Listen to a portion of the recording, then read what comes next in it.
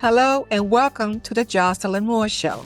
I'm your host, Jocelyn Moore, and as always, we're here to inform, inspire, and entertain with dynamic conversations that matter. Today, we're diving into something truly fascinating, something that is a fundamental part of our biology, yet still holds so many secrets. We're talking about a substance that goes far beyond skin color, a key player in ways you might have never imagined. Get ready to explore the intriguing world of melanin. It is an honor to welcome to the show Dr. T. Owens Moore, a trained biological psychologist who's expert we are eager to explore. In fact, Dr. Moore's work is so impressive, we will likely need more episodes to cover it all.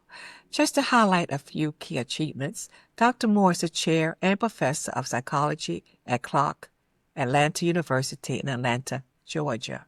He is a graduate of Lincoln University in Pennsylvania and holds both a MS and PhD from the esteemed Howard University. And for over 30 years, Dr. Moore has served as a college professor, biomedical researcher, and an African-centered scholar and activist. And as the author of several books, including Why Darkness Matters, The Power of Melanin in the Brain, Dr. Moore brings a wealth of knowledge to our conversation today. Thank you very much for the invitation. I'm looking for a lovely conversation. I'm very interested. What motivated you to become a trained biological psychologist? And what sparked your interest in researching melanin? Yes, well, my background and training is in psychology, but I first started off wanting to be an engineer when I went to college. I was actually recruited for a program called the LASER program, Lincoln Aerospace Engineering Recruitment. So I went to Lincoln University in Pennsylvania, and it was one of the first HBCUs, and actually the first one to distribute degrees to African Americans, 1854. So it's got some history.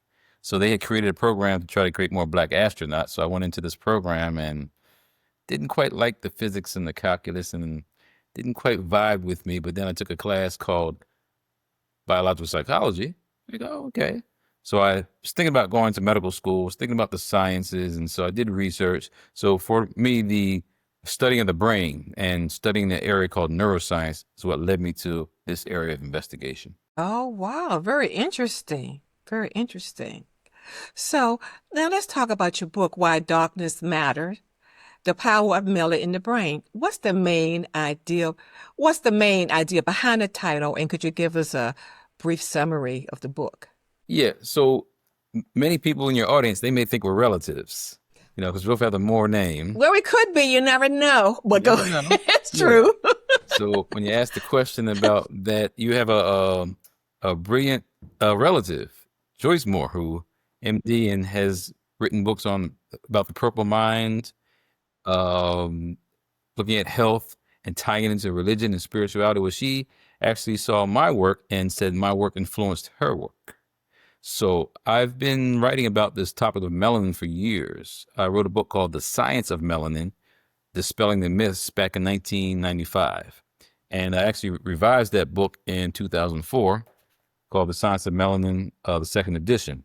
So I was writing the book because there's so many misconceptions about what this pigment is, because it's not just here in our skin, it's in our brain, in our eyes, our ears, it's in the cosmos, plant items. So it becomes a very important substance, but really, what is it? So I spent time writing that book, and then I wrote a book called Dark Matters, Dark Secrets. Wrote that one in 2002 to go a little bit more into the brain and the pineal gland and also drug addiction. So I wrote that to give people another perspective on knowing that melanin is not a byproduct or some waste product, which many scientific articles have talked about for years.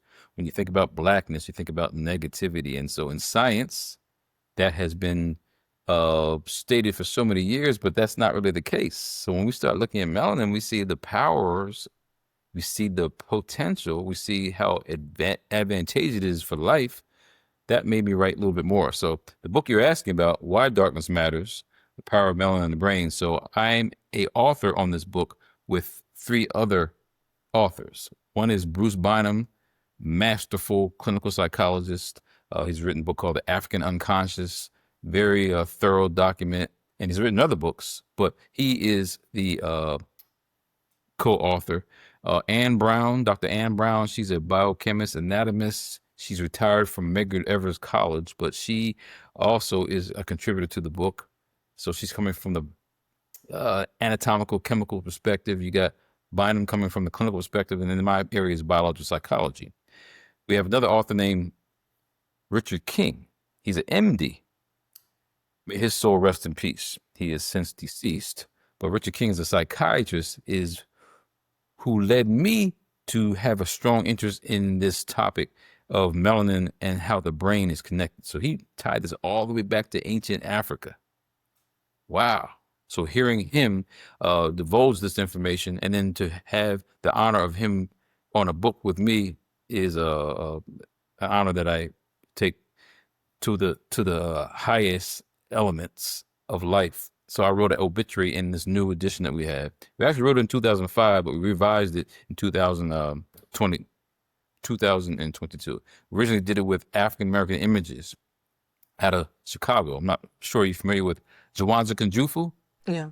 He's written a book called The Conspiracy to Destroy Black Boys. He's an economist, but he has his own publishing company called African American Images. So we first did that book with his company, and then we switched and went to another enterprise. We see this book on Amazon, and the book on Amazon is not very good. Amazon's not a publisher. They just put in print things. So not too happy with that. So we went with another publisher called KR Publishing.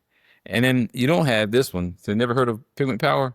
I have Joyce gave me that book. I have that book. So Dr. Jocelyn Moore, that's why I said about my contribution. Many people throughout the world or country in the cosmos have heard about the work, but can't find me. Some people think I'm still deceased. I'm not here anymore. Oh, really? Well, you're not. You're here. Yeah. So I self-published my work because we have to be able to take care of our own work. So that's why I commend your relative for producing her own work, because if we don't control the dissemination of information, we're in trouble. How long did it take you to write the book, Why Darkness Matter? How long did it take you? Well, that was a collaboration, so that was kind of a challenge, because we have to wait on other authors and put it packaged together. And like I said, right now we have one of the authors that's deceased. So how do you now revise any files that person had? So in this new version that you evidently have a copy of, I added a chapter, and so did Dr. Bynum. So we both added chapters to what we originally had, but we couldn't get an added chapter to someone who's not here anymore. So that's why I did the obituary in that book. But when you're on your own and you have your own time, you can finish a book within another, put your deadlines, about a year. I have another book coming out called Kabafa. It's a redefinition of this word melanin. So if we have time, I'll explain what that means later. But I've been working on that for a while, but I haven't gotten it out yet because just things happen. Got to get a copyright. You have to have the ISBN. You have to get the illustrations. Yeah, you have to know about that. Mm-hmm. So I've had experience doing this, but with the distractions of full-time employment and advising students and traveling, it happens sometimes where if you're a one-man team, it's not going to be coming out that fast. It's kind of hard to do that.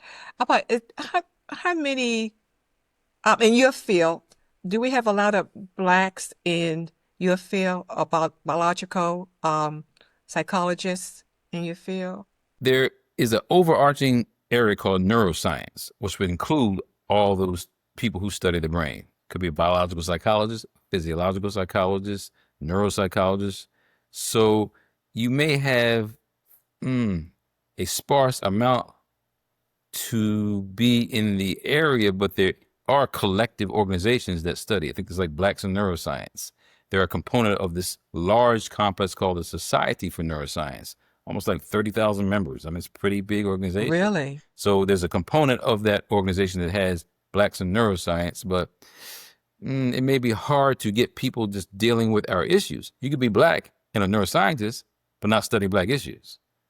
Right now, we have a general Marine person in the military who is Black, but he's against Black independent growth on the continent of Africa.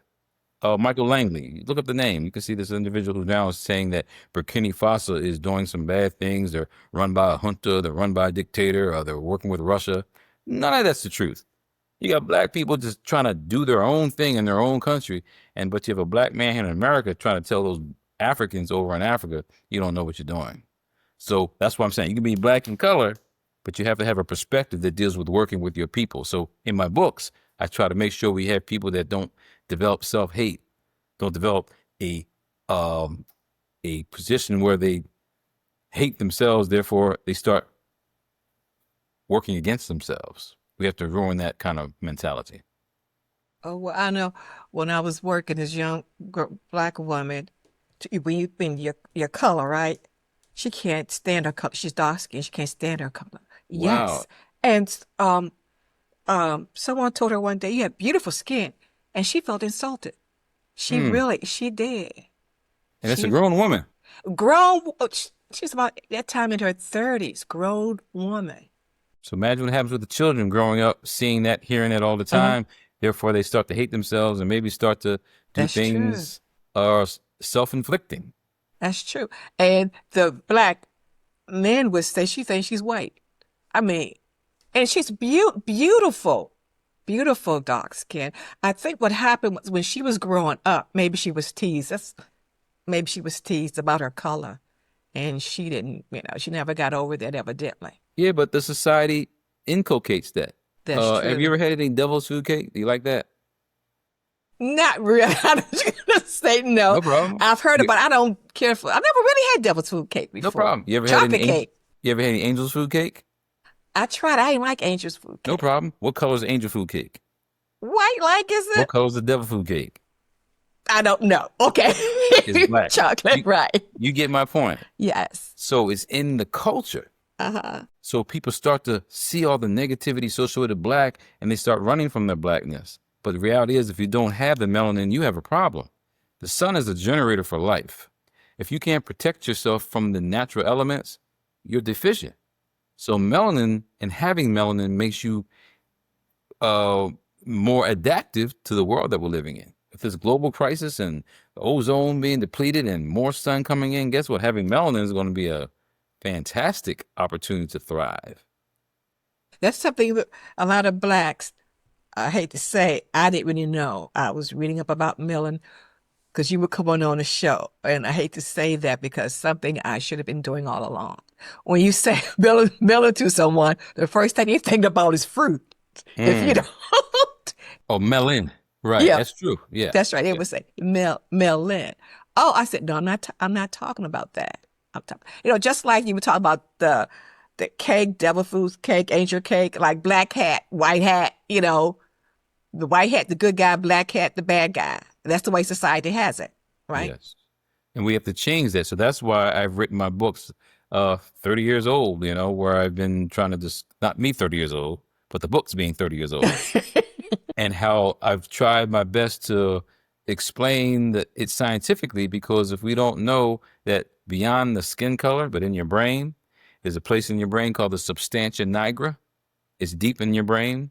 If it starts to deplete and not working anymore, you suffer from a neurodegenerative disease called Parkinson's disease.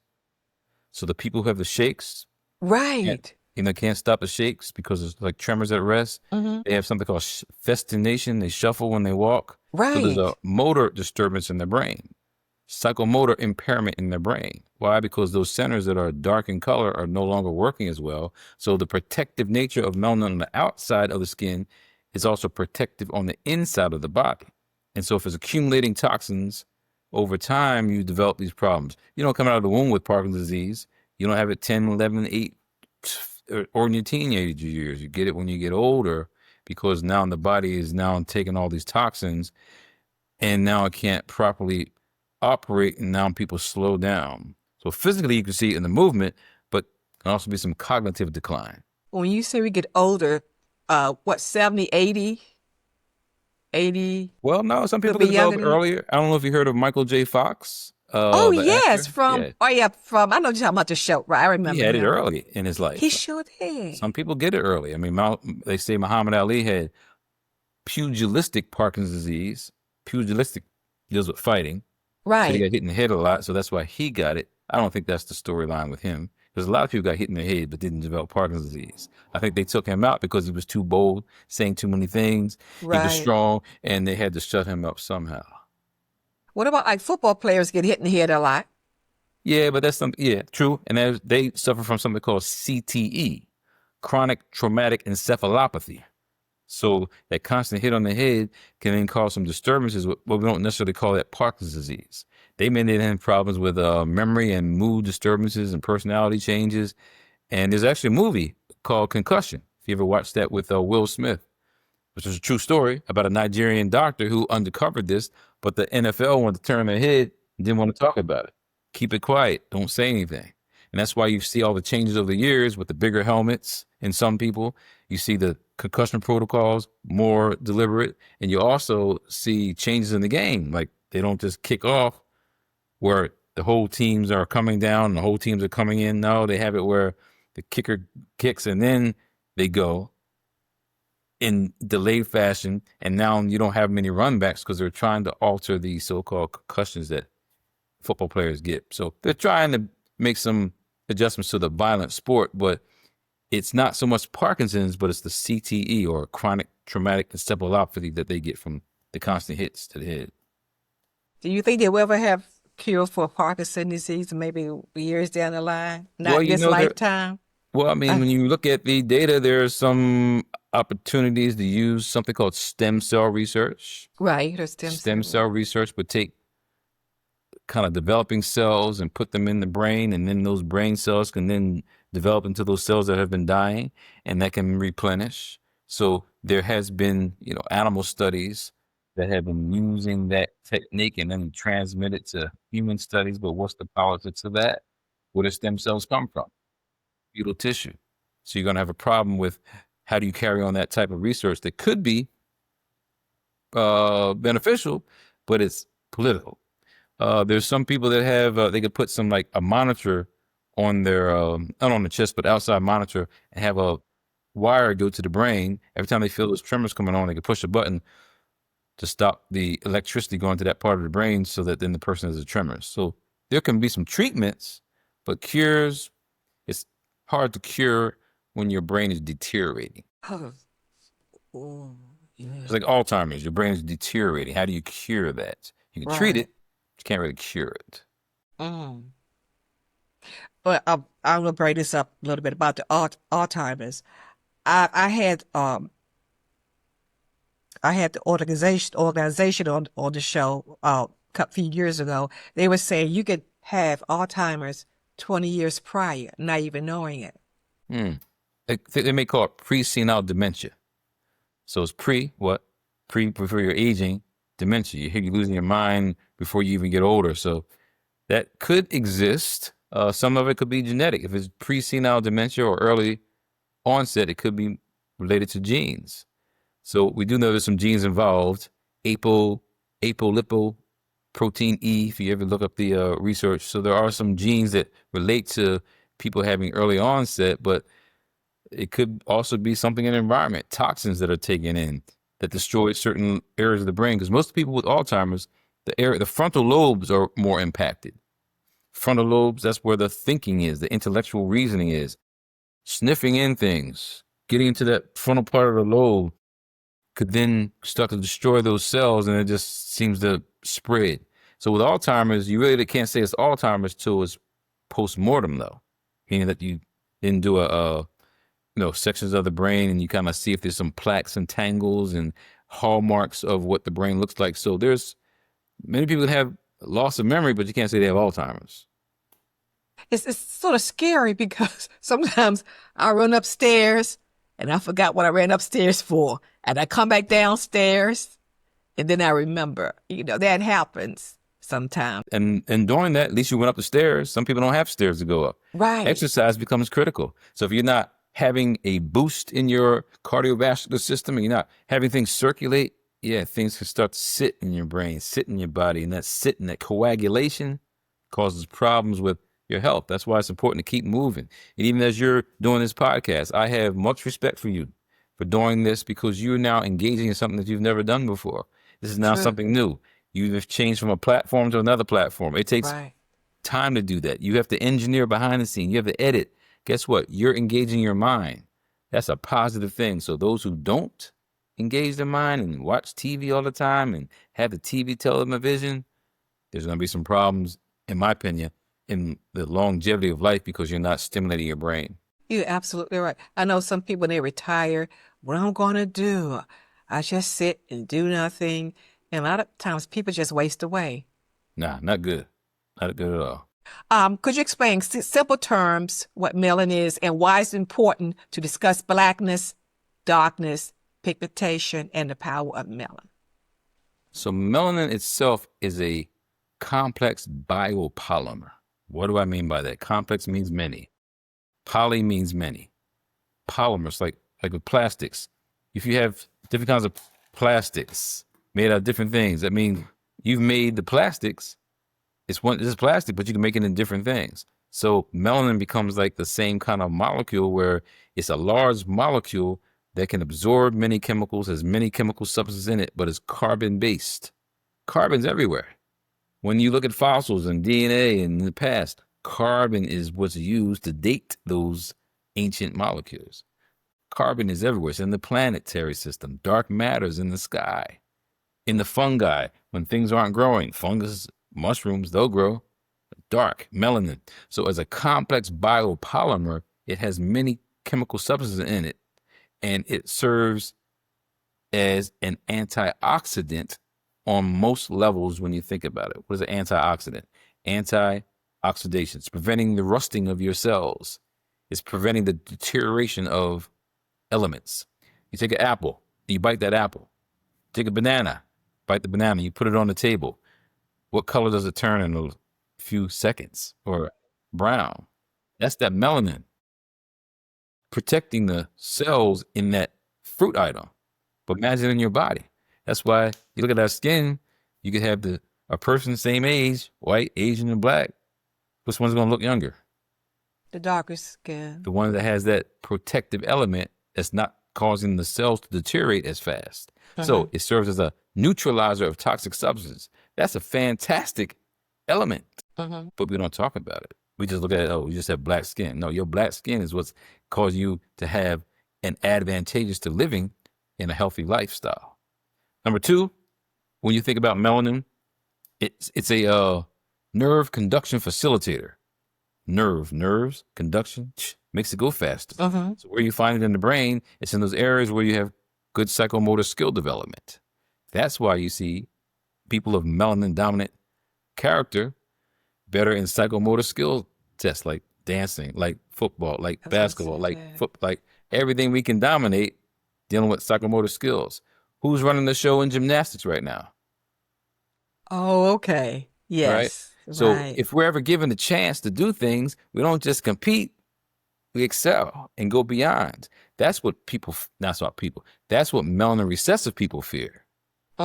Us taking over in those environments where they've always dominated. You know, you can't have a black quarterback. They can't think. Well, who's dominating now? Can't have a black gymnast. They don't move right. Well, who's dominating now? I mean, the list goes on and on.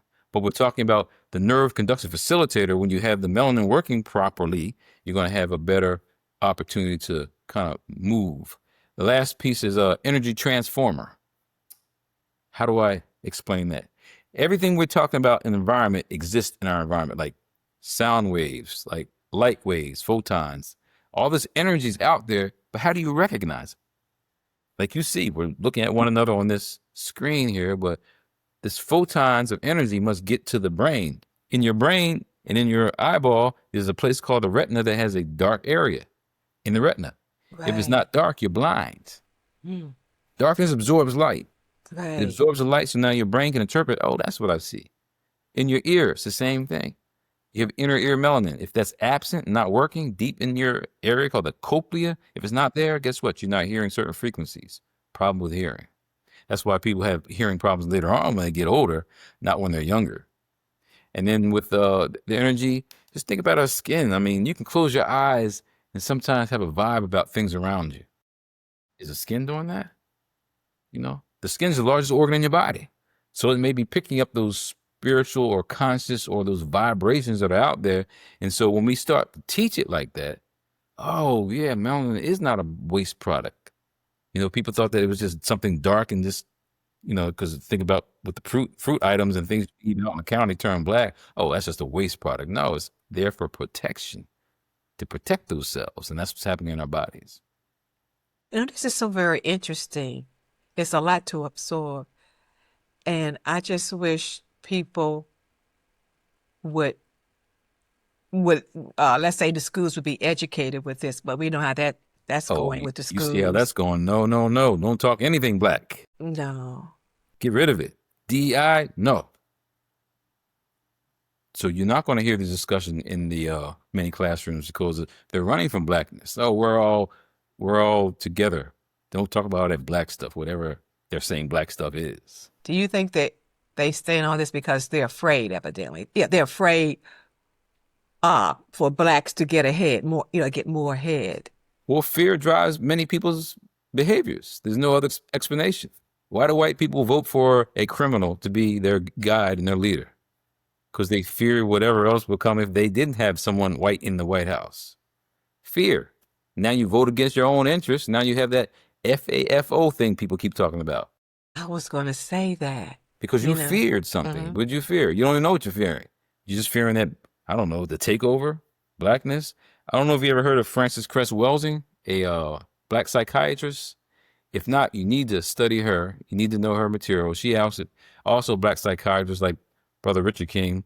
She passed away, I think, 2012, but she wrote a book called The ISIS Papers, The Keys to the Colors. You have to read her work because she says, and as a psychiatrist breaks it down, that the reason why Europeans or white people have collectively organized because they fear that they're numerically inadequate. They are not the majority on the planet. They also feel that they may be genetically inferior. Why? Because the melanin is going to cancel the whiteness in them out. Meaning that you got a black person and a white person. What's the baby going to look like? A black person. Right. So as they've gone about the world being conquistadors and gone to these islands and seeing that they messed around in miscegenation and the baby doesn't come out white. So over time, she's saying that they've developed this propensity to want to control because they fear being wiped out. There's no other explanation to explain what's going on with a white supremacist leadership in the United States government right now. I know. It's sad because they voted for, a lot of them voted for him because they thought that he was going to work for them. Or get rid of them other people. Right. But look what happened. So fear drives behavior. So when you ask, are we going to be able to teach it? We'll teach it. Do you own this podcast? Yes. You'll discuss whatever you want to discuss. Nobody's going to tell you you can't talk about diversity, equity, inclusion. No one's going to say you can't talk about black history. No one's going to tell you that because you're going to do it anyway. It starts, I think you asked me about that some other time, about the home. That's where it starts. Yes. It should start at the home. That's a great place to start. And it's not with just our families. It's the melanin recessive families also, Asian family. It starts at home to educate your children right. There was a movie called 42 about Jackie Robinson. I remember Jackie Robinson. There's a movie. All right, there's a movie, and actually, the brother who played in Black Panther, Chadwick Boseman, played him. Oh, I miss him. Yeah, you need to see that movie. But in the movie, you had a little white kid in the stands hearing his dad talking all this bad racist stuff against Jackie Robinson, and the kid's looking at his dad and like, this isn't right. And the kid just sits down and this isn't right. But he's learning that in his home. So these kids today are learning all this negativity about so-called migrants and colored people and melanin dominant people, and they're scared because they're hearing it from the home. So we have to teach people correctly from the home. So I'm saying you see it on display in movies, you see it on display in media, and just now with the TikTok University and the, YouTube, all kinds of messages being stated that's erroneous and also wrong. Well, how does all of this pertain to your identity? Well, if you're identifying with the oppressor, you got a problem. Right. And for us as African people, like I said, you now have a person in the government, Michael Langley. Look up the name. We got to know the names of people who are fighting against us. He is not working in the best interest of African people. You had a man who was in there before, Lloyd Austin. They are not working in the interest of black people. You had a black man that killed another black man in Africa. You ever heard of a guy named Muammar Gaddafi? Muammar Gaddafi was assassinated under Obama's administration. So when you asked about the issue of identity, if you don't identify with those who are looking out for your best interests, you're going to get taken out. Clarence Thomas is not looking out for the best interests of African people. So he then becomes a problem with our movement. South Africa, there's a brother named Steve Biko. Steve Biko he was part of the Pan-African Congress, but Steve Biko, you need to look at his work. He's been there's a movie called Cry Freedom about Donald Woods, a writer, but they have Steve Biko in there as part of the kind of discussion because they assassinated him, they killed him. But Steve Biko said the most powerful tool in the hand of the oppressor is the mind of the oppressed. Mm-hmm. I'll repeat that again. The most powerful tool in the hands of the oppressor is the mind of the oppressed. So if they control your identity, they have nothing to worry about. Oh. That's why they took off the shackles. Took off the shackles. They don't need to have it off if they got your mind. Got your mind. You identify with the oppressor. You know, Malcolm X always talked about that. Put the house Negro in the field Negro. Mm-hmm. You know, when the boss's house is burning, the house Negro said, "Oh, boss, our house is burning." Like it's your house. It's not your house. So let me just say this. In other words, it's like Clarence Thomas. I hate to say this. They have his mind, but he's still what they would call him a N. You know what I mean? Yes. And it's sad. Well, but he's married to the melanin mm-hmm. He's married to the enemy, and that enemy was part of the so-called not resurrection. What was it called? I know what you mean. January 6th, whatever you want to call it. Oh, I know what you mean. Because it was black people, it would have been a massacre. But they had a little party going to the Capitol, so she funded some of that stuff. So yeah, he shouldn't even be on shouldn't be on that Supreme Court. But we now have a position happening with a trend changing, and if we don't just understand what we mean by identifying with ourselves, this is nothing new. Frantz Fanon, another black psychiatrist. I mentioned 3 black psychiatrists on this program. Right. Richard King, Francis Cress Welsing, and now Frantz Fanon. You had to have heard of a book he wrote called Black Skin, White Mask. One of the first books he wrote out of his 4 books, and has done much literature and is part of the revolutionary movement, but Black Skin, White Mask. That should say it all right there for you. Wrote that in the 50s. His last book was called The Wretched of the Earth, where he was talking about, again, we got to look at the concern about violence and how the wretched or the people who are being discriminated against, which are melanin dominant, need to find new ways to deal with their upliftment. And the Black Panthers in the United States use his book as a handbook for them to devise their ways to help liberate African people. So there's connections all over, but if we don't read at home, don't study our own work, we'll never have the story. That's true. Like you said, we said it starts at home. But if you don't know. But no excuse, because you can push a button now and get an answer. True. Every name that I mentioned today in your program, your guests don't push the button to find out who that person is.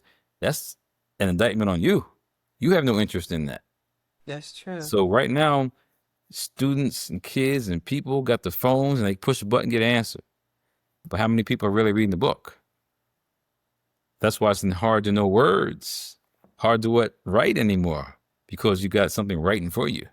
Chat GPT, this artificial intelligence has ruined our minds, changed our minds, altered our consciousness, and that's why we're going down, and that's why we got what we have in the White House. All right, moving on. Yes, absolutely. I want to get depressed. Okay. Absolutely. How do we reach the children to offset the self hate mechanism? Well, we have to reach them young. Again, you see a picture of Malcolm X in the background there. Malcolm was told, I think in 8th grade, that, he wanted to be a lawyer. Did you know that? Yeah, when he went to prison, was he Forget studying? prison. We're talking about 8th grade. I'm asking you the Oh, question. that's right. You said 8th grade. Oh, okay. I didn't know Because we're talking about 8th children. You asked grade. the question about children. Right. He said he wanted to be a lawyer. What did the white teacher tell him? Niggas can't be lawyers. Think about something else. He was valedictorian. He was at the top of his class. I didn't know you wanted to be a lawyer. Okay. You see how sharp he was towards in his was. whole life. The point is, at the very early age is where they start clipping wings. People talk about the school to prison pipeline. Clip them wings early. We just aren't smart enough as a collective people to say we have to have our own independent schools, after school programs, anything deals with education. We run from it. How is it that you have children now maybe talking about, oh, you talk like you white, you think you smart? What does that even mean? So you would talk dumb? That means you're black? So early on, they get us and get kids running from science. So that's why, for me, I wanted to be an engineer, but didn't have the best preparation for that. Didn't appreciate that. But I like science. Today, people are running from science. We can do whatever. We built pyramids. How do we not know science? Mm-hmm. Wow. When you just talk about, I've heard Black people have said, well, you think you're white, you talking white. It's like, what does that mean, talking white? It means that the reverse side of it is that you call yourself dumb. That's true. Yeah, so and we have to reposition ourselves for the children, who are reading early on. They shouldn't be ridiculed. If anything, they should be setting examples, and they do. When others people say, wow, you did that, you have that, how'd you get that? I read, I worked, I studied. Oh, I want to do that too. So if you don't set the examples early on, it's not going to happen. How are you going to tell your child to read and you're not reading? That's true. That's true. That's true. You're absolutely right about that. What do parents say sometimes? Do as I say, don't do as I do. How does it go? Is that right? Do as I say, don't do as I do. Something like that. Yeah, I mean, because they're just trying to scapegoat in their own frailties and them not actually doing it. I told you to do that. Just don't worry about what I am doing. I'm telling you to do. But I'm saying you have to set the example by, my opinion, opening that book. I mean, some people got more shoes than they have books. You're absolutely right. Shoes, more clothes, more whatever. So basically, whatever you spend most of your time doing is what you value. So if you spend time purchasing, buying, consuming, that's what you've been created to do. We had Black Wall Street. We had, here in America, we had civilizations in other parts of the world. We had something came in, infiltrated, and took away our drive to keep having and keep building. And that's why you have a black man here in this government now telling those black people over in Africa, you don't need to do that, because they fear those black people running their own things. Right. Making their own clothes, controlling their own resources, and that's what the European has a problem with, you being in control. That's why you're not going to have a black woman running this white country. How's she going to tell them white men what? They ain't going to listen to her. They wouldn't listen to Obama, a black man. So you have a consciousness that is being perpetuated on a mass scale. Also, you have heard black men have said, I don't want no woman telling me what to do. You have that Some too. black men. No. Oh, yeah, I'm just some. Yeah, some.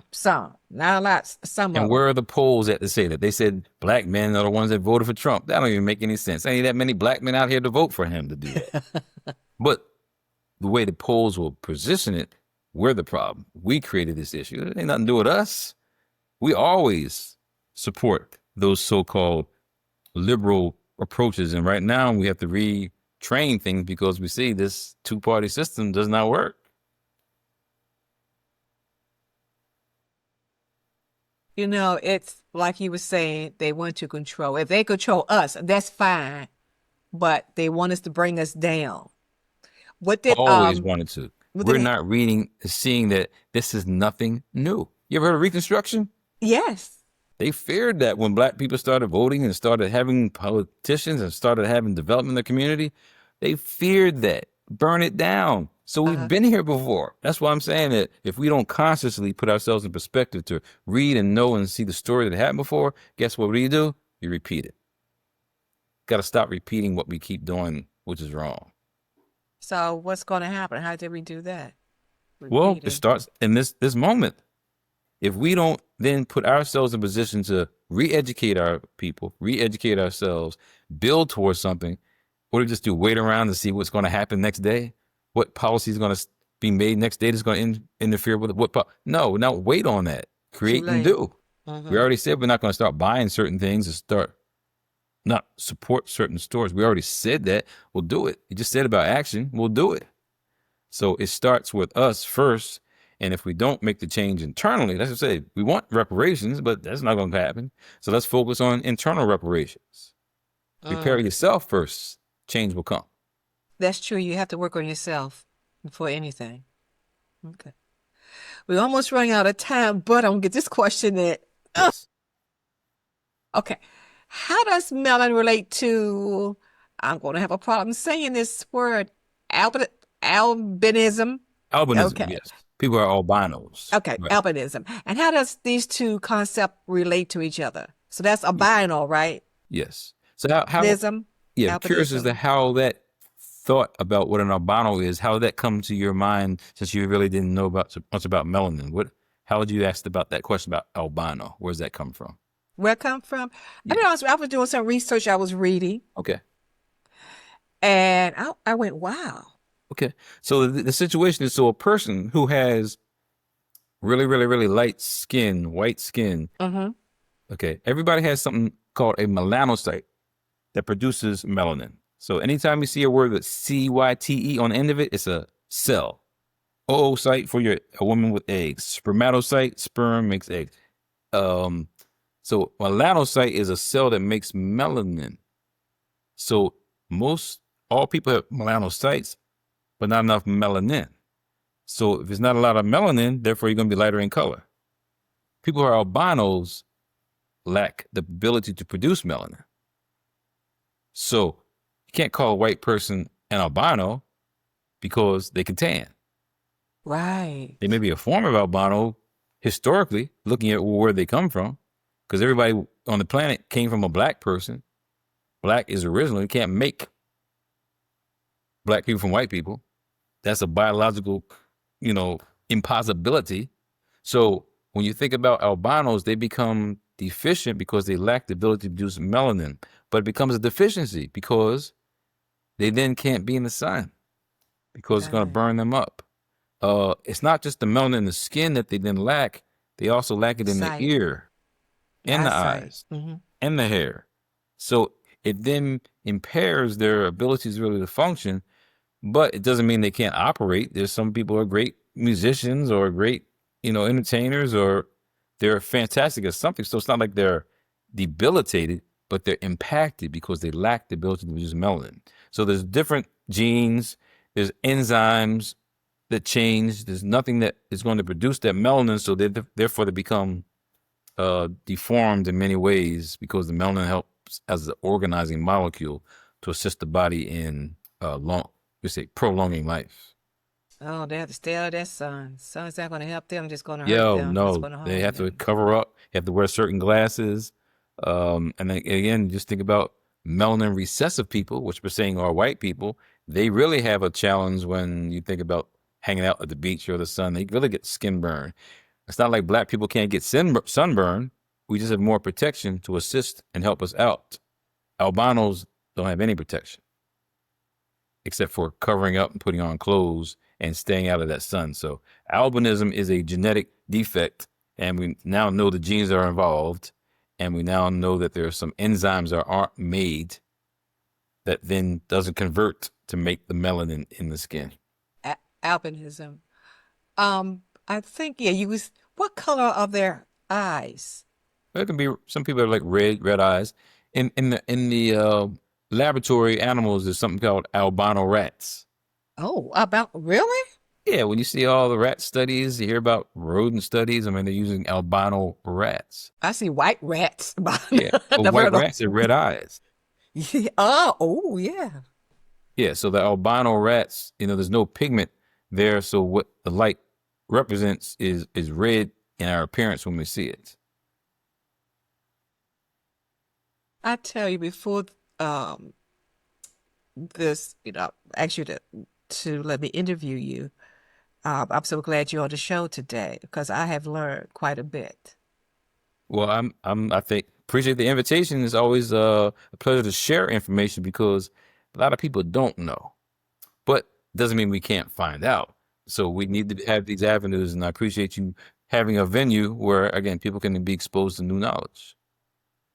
That's great.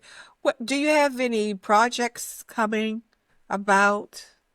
Yes, I do. I'm on try to create a conference in October called Blueprint for Pigment Power. So be on the lookout for that. Want to have it here in Atlanta. Be the first time. I want to take it international and go to other countries, but I want to have it here at the place called well, I'm not sure where it's going to be in Atlanta yet, but we know Atlanta has a lot of Black venues that we can uh, have as a place to conduct a conference to bring people together to deal with our issues. I mean, we're got to have a plan. Can't wait on people keep saying what government's going to do. You better have a plan in place no matter what the government does. I have a book coming out called Kabafa. Kabafa, again, I'm going to redefine what melanin is. Ka, if you don't know about ancient African history and the hieroglyphs, but Ka is a symbol of two hands raised like this. Ka means like raised to the body. Ba is the second division of the soul. Ba is a human-headed bird, so it has a bird but a human head. It relates to the breath of life. And then Fa, when you read ancient history, there's someone in Greek history that talks about these fire atoms. But the Greeks got all the information from African people. We don't talk about that, but you couldn't have Greece just pop out of nowhere like popcorn and there it is. No, there's some long-term history where they studied fire atoms. They talked about this 2,000, 3,000 years ago. So I'm looking at those fire atoms being this element of the spirituality and this way melanin is the conduit between the material and spiritual realms of existence. So redefining the word melanin to kabafa to look at ways that we can now start to encapsulate a discussion of science and spirituality and the soul and make some sense of this as it relates to melanin. Ooh, thank you, teacher. Thank you. I'd love to have you come back again if you don't mind. Okay, well, there should be some time in the future for us to do that. Yes. Okay, well, thank you for your expertise, okay? You're welcome. For our viewers at home watching, if you like what you see, subscribe to the Jocelyn Moore Show. Want to be a guest on our show? Head over to our website, www.jmentertainment.info. On the homepage, click on About and follow directions to be a guest. If you have any questions about today's show or past or future shows, just click contact on our website and submit a message. Thank you for tuning in, and until next time, take care and keep watching.